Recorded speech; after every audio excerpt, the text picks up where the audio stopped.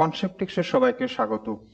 আজকের এই ভিডিওতে তোমাদের জন্য একটা ইনস্ট্রুমেন্ট আমি দিচ্ছি, যে ইনস্ট্রুমেন্টটা দিয়ে ক্যালকুলেশনের খুব গুরুত্বপূর্ণ কাজে লাগাতে পারবে। এবং সেই ইনস্ট্রুমেন্টটার কারণে কি হচ্ছে দেখো, এই যে একটা কোশ্চেন দেখছো, এটা রেশিও প্রপোর্শনের কোশ্চেন। এছাড়াও আমি কোশ্চেন নিয়েছি, ধরো মিক্সচারের কোশ্চেন আছে এটা। এছাড়াও প্রফিট লসের ক্ষেত্রেও বিভিন্ন জায়গায় এই অ্যাপ্রোচটা কাজে লাগাতে পারবে। এখন এটা ক্যালকুলেশনের ইনস্ট্রুমেন্ট একটা, তো যে চ্যাপ্টার করবে সেই চ্যাপ্টার সংক্রান্ত একটু বেশি কনসেপ্ট তো থাকার দরকার। সেই কনসেপ্ট এবং ক্যালকুলেশনের জন্য এই ইনস্ট্রুমেন্টটা যদি কাজে লাগাতে পারো, তাহলে দেখবে কতটা স্টেপ জাম্প হয়ে যাচ্ছে এবং নিজের কাছে এটা একটা মিরাকেল বলে মনে হবে। আমি প্রথম আলোচনা করে নিই যে কি ইনস্ট্রুমেন্টটা কি। ইনস্ট্রুমেন্টটা আর কিছুই কিন্তু না, তোমরা জানো কিন্তু সেইভাবে ব্যবহার করনি কখনো। তো আমি সেই জিনিসটার ব্যবহার করাটা দেখাচ্ছি।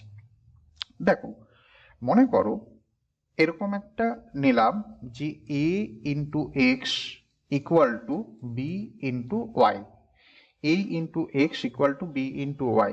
এখন আমি যদি এক্স বাই ওয়াই করি তাহলে কি হবে না, এদিকে বি ছিল বি থাকবে, এদিক থেকে এ নিচে নেমে যাবে, অর্থাৎ বি বাই এ এটা হবে। এবার এই জিনিসটাকে যদি আমি অনুপাতের আকারে লিখি তাহলে কি লিখতে পারবো, x is to y equal to কি হবে না, বি ইজ টু এ হবে। এবার এক্ষেত্রে ইনস্ট্রুমেন্ট কি, ইনস্ট্রুমেন্টটা হচ্ছে এরকম যে এক্স এর পাশে যে সংখ্যাটা ছিল সেইটা কিন্তু চলে গেল কোথায়, দূরে, এবং ওয়াই এর পাশে যে সংখ্যাটা ছিল সেইটা চলে আসলো কোথায়, সামনে। আমি যদি একটা নির্দিষ্ট সংখ্যা দিয়ে বলি তাহলে জিনিসটা বুঝতে পারবে। ধরো 3x ইকুয়াল টু 7y, তাহলে x ইজ টু ওয়াই কি হবে না, এই দূরের সংখ্যাটা সামনে চলে আসছে এবং সামনের সংখ্যাটা দূরে চলে যাচ্ছে। এটাই ইনস্ট্রুমেন্ট, এটাই ইনস্ট্রুমেন্ট। ভালো করে দেখো কি করে আসছে, সেজন্য আমাদের এই মাঝের লাইনটা বোঝার দরকার হতে পারে, কিন্তু যখন আমরা ক্যালকুলেশনের প্রয়োজনে ব্যবহার করব তখন কিন্তু এই মাঝের লাইন আর ব্যবহার করব না, একদম স্ট্রেট এটাকে আমরা চোখের নজরে একটা মনে রাখার চেষ্টা করব। ধরো যদি এরকম হয় যে 2x ইকুয়াল টু 5y, তাহলে এক্স ইজ টু কি ওয়াই কি লিখবো, সঙ্গে সঙ্গে একদম চোখের নজরে এই 5কে আমরা দূরের সংখ্যাটাকে সামনে নিয়ে আসবো, সামনের সংখ্যাটাকে দূরে নিয়ে যাব, তো এক্স ইজ টু ওয়াই কি হয়ে যাবে, 5:2 হয়ে যাবে। এটাই ইনস্ট্রুমেন্ট আমার কাছে, এটাই ইনস্ট্রুমেন্ট। তোমরা আমাকে যা কোশ্চেন পাঠাও, তার 10টা যদি কোশ্চেন পাঠাও, তার 6টা কোশ্চেনের ক্ষেত্রে এই জিনিসটা কাজে লাগে। তোমরা অতটা খুব একটা সিরিয়াসলি এটাকে নাও না, বাট আমি আজ থেকে বলছি যে এটাকে সিরিয়াসলি নাও। কোথায় কোথায় কত গুরুত্বপূর্ণভাবে ব্যবহার করা যেতে পারে সেটা দেখো। এই যে রেশিও প্রপোর্শনের কোশ্চেন, এটা খুবই কমন টাইপের কোশ্চেন দেখছো। 3x equal to 5y equal to 4z, তাহলে x is to y is to z কি হবে।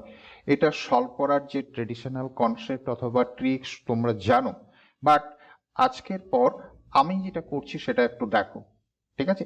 কেন ইনস্ট্রুমেন্ট বললাম আগের জিনিসটাকে দেখো। এই যে অংশটা দেখতে পাচ্ছি, এই অংশটার থেকে আমি কি লিখতে পারি না, এক্স ইজ টু ওয়াই, দূরের সংখ্যা আগে চলে আসবে 5 এবং সামনের সংখ্যাটা কি হবে না, পরে চলে যাবে। এই অংশটুকু থেকে আমি বলতে পারছি এক্স ইজ টু ওয়াই কি হবে না, 5:3 হবে। দেখো অপশান টেস্ট করো, এই যে এই যে অপশানগুলো আছে এখানে, এটা এক্স, এটা ওয়াই, এটা জেড আছে। তা এটাতে কি আমি 5:3 দেখতে পাচ্ছি? এটা দেখতে পাচ্ছি না, তার মানে এটা অপশান হবে না। ধরো এখানে কি আমি দেখতে পাচ্ছি, এটা 5 দিয়ে ক্যান্সেল করলে এটা 3:2 হচ্ছে, বাট আমার দরকার কত, 5:3, তার মানে এটা না। এটাও তো 8:5, একেবারে এটা না, সুতরাং এটা অ্যান্সার হয়ে যাবে। কাগজ কলম ছাড়াই সলভ করতে পারা গেল, এটার জন্য জাস্ট চোখের নজর যথেষ্ট, ঠিক আছে। দেখো আবার একবার, যদি এদিকটা আমি ভাবি তাহলে ওয়াই ইজ টু জেড কি হবে না, ওয়াই ইজ টু জেড, দূরের সংখ্যাটা সামনে চলে আসবে এবং সামনের সংখ্যাটা দূরে চলে যাবে, 4:5। আমি যদি এই অংশটাতে দেখি, এটা ওয়াই এটা জেডকে রিপ্রেজেন্ট করছে, দেখো 3 দিয়ে যদি ক্যান্সেল করি তাহলে এটা কি হবে, এটা 4 এবং এটা 5 হবে।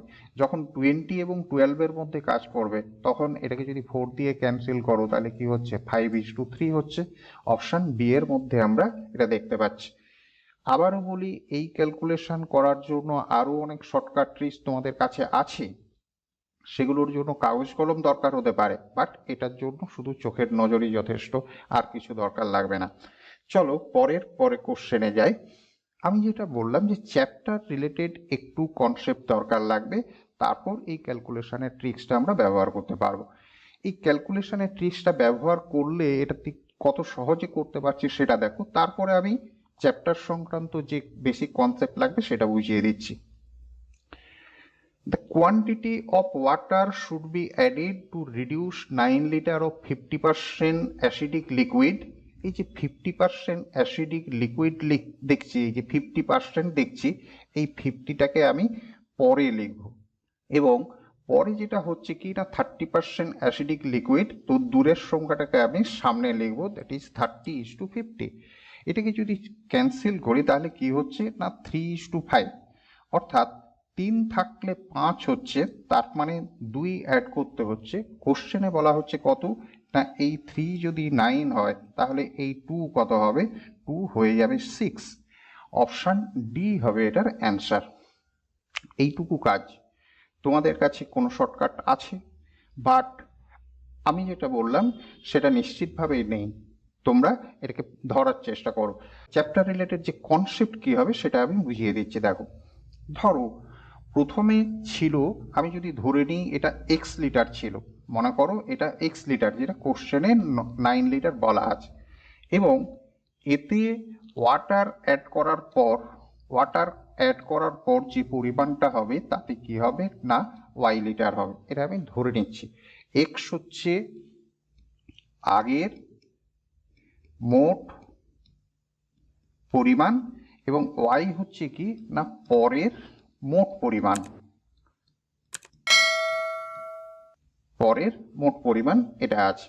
এখন যেহেতু ওয়াটার অ্যাড করার কথা বলা হচ্ছে, তাহলে প্রথমের এই যে অ্যালকোহলের পরিমাণ এবং পরের অ্যালকোহলের পরিমাণ কি হবে না সমান হবে। যেহেতু ওয়াটার অ্যাড করা হচ্ছে, তাহলে যেটা মেশানো হচ্ছে না তার পরিমাণ আগেও যা ছিল এখনো তাই থাকবে।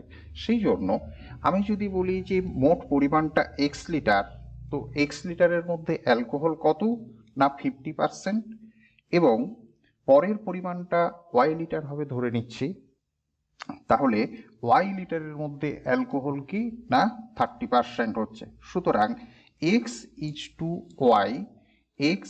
টু ওয়াই কি হয়ে যাবে, এই 30 আগে চলে আসবে, 50 পরে চলে যাবে। ঠিক আছে, তো এই কনসেপ্টটা চ্যাপ্টার ওয়াইজ কনসেপ্ট, এই কনসেপ্টটা যখন মাথায় থাকবে ক্যালকুলেশনের জন্য এই ট্রিক্সটা অ্যাপ্লাই করলে এইটুকু কাজ এটা প্রায় ভার্বেলি তোমরা করে নিতে পারবে।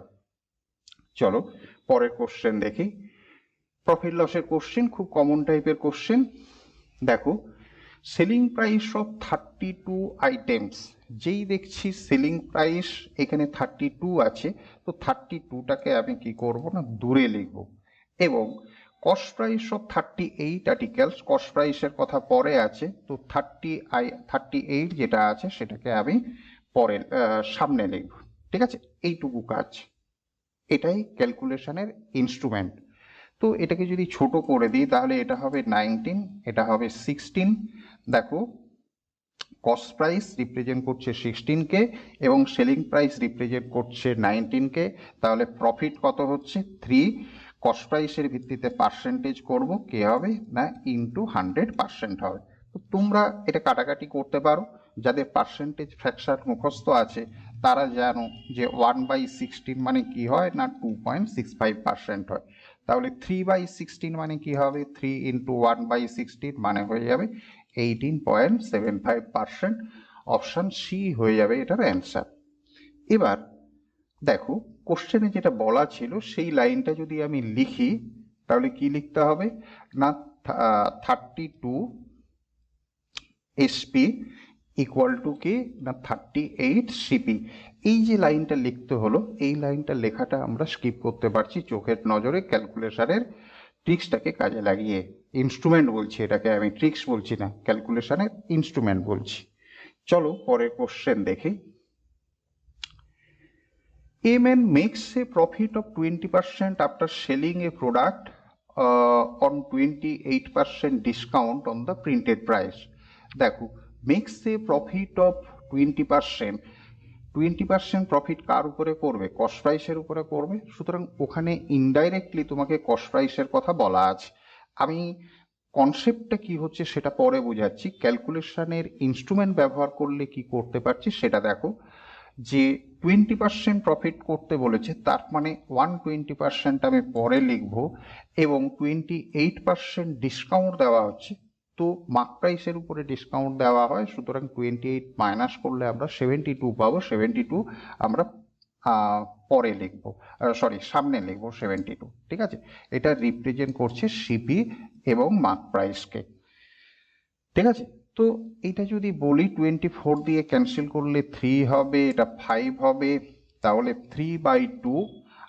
দেখো আমাদেরকে কি বের করতে বলেছে? Find the ratio of the printed price to the cost price. Printed price that is mark price, mark price এবং কস্ট প্রাইসের ratio that is 5:3। Option B হয়ে যাবে অ্যান্সার। এই কোশ্চেনগুলো কাগজ কলম দরকার লাগবে না যদি ক্যালকুলেশনের ট্রিক্স এবং চ্যাপ্টার ওয়াইজ বেসিক কনসেপ্টটা ঠিকঠাক অ্যাপ্লাই করতে পারো। দেখো এই ক্ষেত্রে চ্যাপ্টার অনুসারে, অর্থাৎ প্রফিট লস এবং ডিসকাউন্টের যে বেসিক কনসেপ্ট সেখানটা কি সেটা জানার দরকার, আমি ছোট্ট করে আলোচনা করে দিচ্ছি। এই যে সেলিং প্রাইস হয়, সেলিং প্রাইসের আগে কি আছে? সিপি আছে, এবং এই সিপি এবং এসপির মাঝে কি আছে? না প্রফিট আছে। এবং মার্ক প্রাইস কিংবা এখানে যে প্রিন্টেড প্রাইসের কথা বলা হচ্ছে, সেই প্রিন্টেড প্রাইস থেকে যদি তুমি সেলিং প্রাইসে আসতে চাও, তাহলে এই ক্ষেত্রে কি আছে? না ডিসকাউন্ট আছে। আমরা যদি মার্ক প্রাইসকে 100 বলি, তাহলে 28% ডিসকাউন্ট, তার মানে সেলিং প্রাইস কাকে রিপ্রেজেন্ট করবে? 72%কে রিপ্রেজেন্ট করবে। কার 72%? মার্ক প্রাইসের 72%। মার্ক প্রাইসের 72% কাকে রিপ্রেজেন্ট করছে? দিস ইজ সেলিং প্রাইসকে রিপ্রেজেন্ট করছে। এবং প্রফিটের ক্ষেত্রে কি বলা হচ্ছে? না 20% প্রফিট, তার মানে সিপি যদি 100 হয়, সেলিং প্রাইস কি হবে? 120% হবে। কার 120%? না সিপির 120%। দুটোই একই জিনিস, অর্থাৎ সেলিং প্রাইসকে রিপ্রেজেন্ট করছে। সুতরাং কস্ট প্রাইসের যেটা 120% সেটাই মার্ক প্রাইসের কি হচ্ছে? না 72%। অর্থাৎ এই যে কথাটা লিখছি, সেই কথাটা লেখার ভিতরে, লেখার মধ্যে আমার ভিতরে রিয়াকশন কি হচ্ছে? না কস্ট প্রাইসের যেটা 120% সেটাই মার্ক প্রাইসের ক্ষেত্রে 72%। সেই থট প্রসেসটা থেকে এই রেশিওটা লিখে দিতে পারছি। সুতরাং বুঝতেই পারছো এটা কত ইম্পর্টেন্ট একটা ইনস্ট্রুমেন্ট। যে কোনো চ্যাপ্টারের বহু বহু কোশ্চেনের ক্ষেত্রে এই ইনস্ট্রুমেন্টটা তোমরা অ্যাপ্লাই করতে পারবে, এবং অ্যাপ্লাই যদি করতে পারো তাহলে দেখবে ক্যালকুলেশনের ক্ষেত্রে অনেকের তুলনায় কিন্তু 100 মাইল এগিয়ে যেতে পারবে। ঠিক আছে, তো বুঝতে পারলে কি না সেটা কমেন্টে জানিও। আবার দরকার হলে আমি আরও অন্য প্রশ্ন নিয়েও আলোচনা করে দেব। আর যারা প্রথম দেখলে তারা অবশ্যই চ্যানেলটা সাবস্ক্রাইব করে নিও। আমি কিন্তু রেগুলার বেসিসে এরকম সুন্দর সুন্দর ভিডিও দিতে পারবো যেগুলো থেকে তোমাদের উপকার হবে। Thank you.